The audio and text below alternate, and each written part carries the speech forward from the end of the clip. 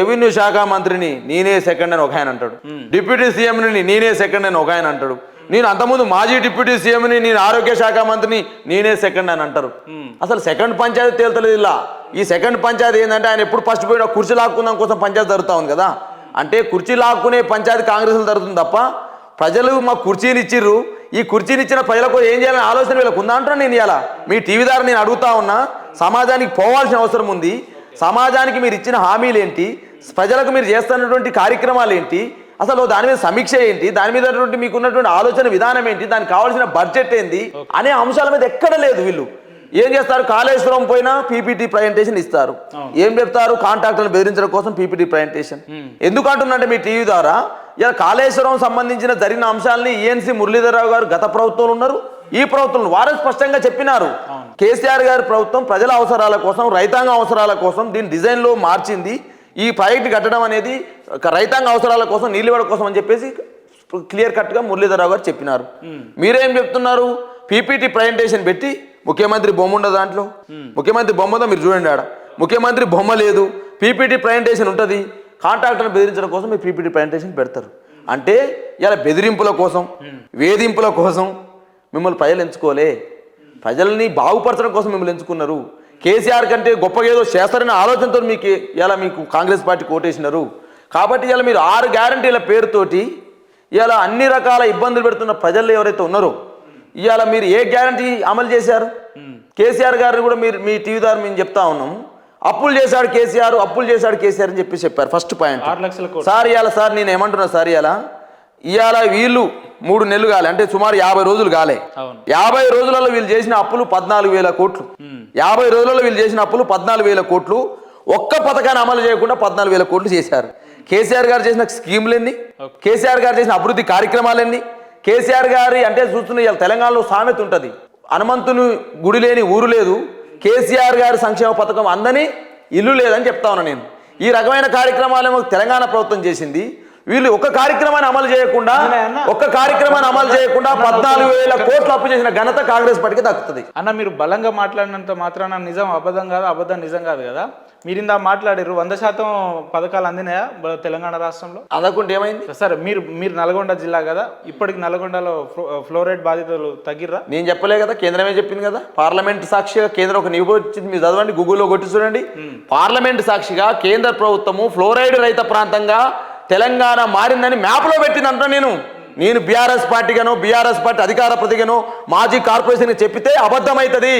ఇలా కేంద్ర ప్రభుత్వము పార్లమెంటు సాక్షిగా ఇలా కేంద్రం పార్లమెంట్లో ప్రకటించింది అంటున్నాడు కేంద్ర ప్రభుత్వం.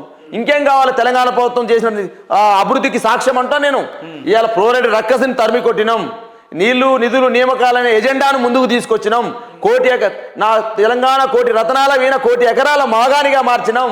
ఇవాళ సంపద పెంచు ప్రజలకు పంచనే నినాదంతో 11 దఫాలుగా 68 లక్షల రైతాంగం ఖాతాలోకి 72,000 కోట్ల రూపాయలు ఎటువంటి అవినీతి లేకుండా టింగ్ టింగ్ టింగ్ అంటూ కారు వచ్చిందంటే ప్రజల కళ్ళల్లో, రైతుల కళ్ళల్లో ఆనందం చూసింది కేసీఆర్ గారి నాయకత్వం. ఇది కదా కేసీఆర్ నాయకత్వం కలగన్నది.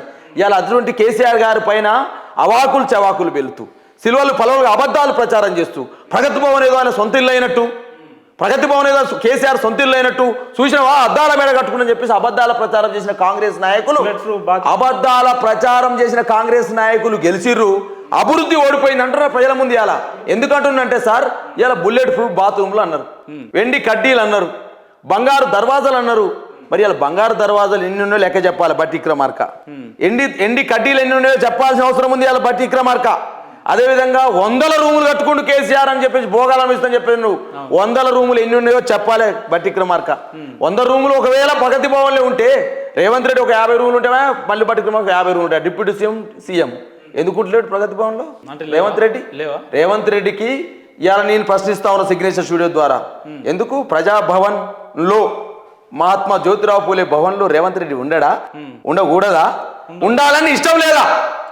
ఇలా మీ ద్వారా చెప్తా ఉన్నా. ఎందుకు చెప్పిన పేరు సీఎం ఉండని ఇల్లుకు కంచెం తీసేసి, సీఎం ఉంటే కంచె ఉంటుంది, సీఎం ఉండని ఇల్లుకు కంచె తీసేసి మేము కంచె తీసిన మాట్లాడతాం. ప్రగతి భవన్లో అజ్జేసి ఇచ్చేసి అని చెప్పేసి ప్రగతి భవన్ లెక్క తెలుసామని చెప్తాను నేను. ఇలా నేను మీ టీవీ ద్వారా అడుగుతా ఉన్నా. మీరేమో ఇట్లా అంటున్నారు, కేసీఆర్ గారు అధికారంలో ఉన్న రోజులలో దళితుల్ని కనీసం ఆ గేట్ కూడా దాగనిలే, అటువంటి దళితుల్ని మేము అందులో ఒక ఇంట్లో కూర్చోబెట్టినామో గౌరవప్రదమైన స్థానం ఇచ్చినాం అని చెప్పి వాళ్ళు మాట. నేనేమంటున్నంటే ఇవాళ డిప్యూటీ సీఎం చేసింది నువ్వు కాదు, కడియం శ్రీ గారు డిప్యూటీ సీఎం చేసింది ఎవరు? కేసీఆర్ గారే. రాజయ్య గారిని చేసింది ఎవరు? కేసీఆర్ గారే. ఇలా దళితులకు సంబంధించి ఆత్మగౌరవ ఎజెండాను తెలంగాణ ఉద్యమంలో ఎత్తుకున్నది ఎవరు? కేసీఆర్ గారే. ఇవాళ నీకు ఒకవేళ చిత్తశుద్ధి ఉంది మేము చేయలేకపోయినా చెప్పేసి మా మీద అబండాలు వేస్తే, నీకు ఒకవేళ ధైర్యం దమ్ము ఉంటే ఎక్స్పీరియన్స్ ఉన్న బట్రిక మార్గని సీఎం చేసి మాట్లాడు. అదేవిధంగా దామోదర్ నరసింహ ఆల్రెడీ డిప్యూటీ సీఎంగా పనిచేసిండు. నువ్వు మామూలు అనే ముందు నువ్వు ఫస్ట్ చేసి మాట్లాడు. రేవంత్ రెడ్డి గారు ముఖ్యమంత్రి అయితే మీకు ఎందుకు మనసు ఒప్పుతలేదంటే? ఇవాళ నేను చెప్తాను కదా, ప్రజల్లో స్థానం సంపాదించుకున్న నాయకుడు అని బయట మాట్లాడుతూ ప్రజల్లో స్థానం సంపాదించుకోవాలి, ప్రజల్లో స్థానం సంపాదించుకోండు. చంద్రబాబు నాయుడు నాయకత్వంలో మాణిక్యం ఠాకూర్ని కొనగలిగిండు, 50 కోట్లు ఇవ్వగలిగిండు, పిసిసి ప్రెసిడెంట్ తీసుకురాగలిగిండు అని నేను అంటలే. హనుమంతరావు అన్న చెప్పాల్సింది చెప్పి మళ్ళీ హనుమంతరావు అంటావు, నేను అనలే సార్, నేను అనలే. కోమరెడ్డి వెంకరెడ్డి గారు అన్నారు, నేను అనలేదు సార్. నేను ఏమంటున్నంటే ఆయన ప్రజల్లో స్థానం సంపాదించుకున్నాడా, పైసలు ఇచ్చి స్థానం సంపాదించుకున్నా అనేది కాంగ్రెస్ పార్టీ నాయకులు చెప్పాలి. మీ సిగ్నేచర్ చూద్దా, నేనైతే చెప్పాను. ఇంకో అంశం కూడా చెప్తాను. పొగుడుతున్నారా తిడుతున్నారా? రేవంత్ రెడ్డి గారు అంటే చాలా ప్రేమ ఉంది ప్రజలకు, తెలంగాణ ఉద్యమంలో లేనందుకు. సార్ మీకెట్లా ప్రజల్లో చాలా ప్రేమ ఉంది రేవంత్ రెడ్డి గారికి. ఎందుకే చెప్పనా, తెలంగాణ విద్యార్థి ఉద్యమకారులపైకి రైఫిల్ ఎక్కుపెట్టినందుకు చాలా ప్రజల్లో ప్రేమ ఉంది. ఓటుకు నోటు కేసులో అడ్డంగా దొరికి 50 లక్షల రూపాయలకు స్టిఫెన్స్ అనే ఎమ్మెల్యేని కొని తెలంగాణ ప్రభుత్వాన్ని, తెలంగాణ ప్రజల ఎజెండాతో ఏర్పడ్డ నాయకత్వాన్ని పడగొట్టేటువంటి అన్నకు చాలా ప్రజల్లో ప్రేమ ఉంది రేవంత్ రెడ్డి గారికి. ఇవాళ నేను బాధపడతా ఉన్నా సిగ్నేచర్ స్టూడియో ద్వారా. తెలంగాణ ఉద్యమానికి నాయకత్వం వచ్చినటువంటి కేసీఆర్ గారిని ఏమో విలన్లుగా చూపెడతా ఉన్నాయి ఇవాళ ఛానళ్ళు కానీ, పత్రికలు కానీ, సమాజం కానీ. తెలంగాణ ఉద్యమం వ్యతిరేకమైనటువంటి తెలంగాణ ఉద్యమ ఎజెండాను, ఆకాంక్షలను, అన్ని అంశాలను వ్యతిరేకంగా మాట్లాడినామని హీరో చూపెడతా ఉంది.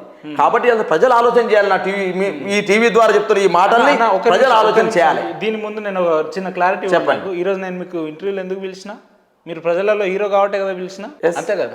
అంతే కదా. మరి కేసీఆర్ గారిని ఎందుకు విలన్ గా చూపిస్తాం? నిజంగా ఆయన చేయాల్సిన పనులన్నీ కూడా పూర్తి స్థాయిలో నిర్వర్తిస్తే మీడియాలన్నీ కూడా ఎందుకు విలన్ గా చూపిస్తాయి? ఎవరు హీరోలు అయితే వాళ్ళని హీరో చూపిస్తాం. ఇప్పుడు మీరు హీరోనే కదా, అందుకే కదా మిమ్మల్ని ఒక్క అంశంతో కేసీఆర్ హీరో అని చెప్తాను నేను. ఎట్లా? నేను ఇవాళ రీసెంట్గా ఒక పేపర్ చదివిన, 1,00,000 రూపాయలట ఒక ముఖ్యమంత్రి దగ్గర పోతే నిజామాబాద్ నుంచి వస్తే 1,00,000 రూపాయలు పెళ్లికి సాయం చేస్తే ఆ ముఖ్యమంత్రిని కీర్తించిర్రట. ఇవాళ నేను మీ సిగ్నేచర్ స్టూడియో ద్వారా చెప్తా ఉన్నా, ఈ రాష్ట్రంలో కేసీఆర్ నాయకత్వంలో తెలంగాణ సర్కార్ వచ్చిన తర్వాతకి 13 లక్షల మంది ఆడపిల్లల పెళ్లిల కోసం 14,000 కోట్లు ఖర్చు పెట్టి 13 లక్షల పేద గిరిజన ఎస్సీ ఎస్టీ బీసీ మైనార్టీ వర్గాల ఆడపిల్లలు పెళ్లిళ్ళు చేసిన నాయకుడిని ఎంత కీర్తించాలంటున్నా. 200 రూపాయల పింఛన్ ఇచ్చినందుకే 2 సార్లు గెలిపించలే రాజశేఖర రెడ్డిని. 2,000 పింఛన్ ఇచ్చిన కేసీఆర్ గారు ఎన్నిసార్లు గెలిపించాలి, ప్రజల గుండెల్లో ఎంత స్థానం ఇవ్వాలని అడుగుతా ఉన్న ప్రజలు. రైతు బంధు పేరు పెట్టి 72,000 కోట్లను టింగ్ టింగ్ మంటేసిన నాయకుని ఎన్నిసార్లు గెలిపించాలంటున్నా. కేసీఆర్ కిట్ ఇచ్చిన నాయకుని ఎన్నిసార్లు గెలిపించాలంటున్నా. రైతు భరోసా ఇస్తూ రైతు బీమా ఇచ్చిన కేసీఆర్ లాంటి నాయకుని ఎక్కడ పెట్టుకోవాలి, గుండెల్లో పెట్టుకోవాలంటున్నా. నేను ఇవాళ సరే ఎందుకు గెలిపలేదు మీరు చెప్పండి. మరి చెప్తున్నా కదా, నేను ఇవాళ అంటున్నా కదా, అబద్ధాల ముందు అంటున్నా. నిజం అనేది గడప దాటక ముందే అబద్ధం 60 ఊళ్ళు తిరిగి వస్తుంది అన్నట్టు ఇలా కాంగ్రెస్ పార్టీ చెప్పినటువంటి అబద్ధాలు అనేవి చిలువలు పలువలుగా చేసినటువంటి అబద్ధాలు ఇలా ఊరు దాటినవి. ఆ ఊరు దాటిలో మా నిజాలని మేము గడప దాటక ముందే వాళ్ళ అబద్ధాలని ఊరు చుట్టొచ్చి వాళ్ళేదో చేస్తారని చెప్పేసి ఆలోచిస్తూ ఓటేసి దాన్ని రెక్టిఫై చేసుకుంటా ఉన్నాం. 100కు 100% మేము మొత్తం కూడా ఏదో ఆలీబాబా అద్భుత దీపం ఉంది, మేము మొత్తం ఏదో చేయగలిగినాం, మొత్తం మార్చగలిగినాం నేను చెప్పట్లే. ఎక్కువ శాతం కేసీఆర్ నాయకత్వంలో మేము చేయాల్సిన మార్పులు చేయగలిగినాం. కానీ ఇంకా ప్రజలకు ఇంకో కావాలనుకున్నారు. ఇంకో ఇప్పుడు ఉపేందర్ ఉన్న నా ద్వారా ఇంటర్వ్యూ అడుగుతా ఉన్నావు, నువ్వు రాబట్టాల్సిన అంశాన్ని నువ్వు అడుగుతా ఉన్నావు, నేను చెప్పాల్సిన అంశాన్ని నేను చెప్తా ఉన్నా. అదే క్రమంలో ప్రజలు కూడా కేసీఆర్ నుంచి కొత్త కోరుకున్నారు, ఇంకేందో కొత్త కావాలనుకున్నారు. అది లవ్వా ఏంటిది అనేది ఇంకా తెలవలే. అవసరాలా, లేకపోతే పథకాలా, లేకపోతే గతంలో ఉన్న కేసీఆర్ లాంటి ప్రేమను కోరుకున్నారా, ఉద్యమంలో కేసీఆర్ గారు ఎట్లయితున్నారో గట్ల కావాలనుకున్నారా అనే అంశాలను ఇలా బేరేజ్ వేసుకుంటా ఉన్నాం, విశ్లేషణ చేసుకుంటా ఉన్నాం. అన్న మీరు చెప్పినట్టు కాంగ్రెస్ పార్టీ అబద్ధాన్ని ప్రచారం చేస్తుందని అనుకుందాం ఒక నిమిషం. ఆ కాంగ్రెస్ పార్టీ అబద్ధాన్ని ప్రచారం చేస్తే ఆ అబద్ధాన్ని తట్టుకొని బాలరాజ్ యాదవ్ అనే వ్యక్తి నిజంగా బయటికి వచ్చి ఎంపీగా గెలుస్తాడని ఎందుకు పగటి కళలు అంటున్నట్టే? కళెందుకు అవుతుంది? పగటి కళెందుకు అవుతుంది? నిజం చేసుకుంటారా? 100% నిజం అవుతుంది. అవుతుందా? 100%. ఎట్లా ఎందుకు అవుతుందంటే దూదిమెట్ల బాలరాజ్ యాదవ్ అనేవాడు ఇవాళ రాలే రాజకీయాల్లోకి. 99 నుంచి రాజకీయాల్లో నేను, అంటే 24 సంవత్సరాలు. నా కాడ వ్యాపారాలు నేను రాజకీయాలు నిలబడతలే, లేకపోతే మా అమ్మా నాన్న రాజకీయ నాయకులని నేను నిలబడతలే. వ్యాపారాలు లేవా మీకు? లేవు. ఒక విద్యార్థి నాయకుడిగా ఇవాళ ప్రజలను నమ్ముకొని రాజకీయాలు చేసే క్రమంలో ఒక భువనగిరి పార్లమెంట్ అవకాశం ఉంది.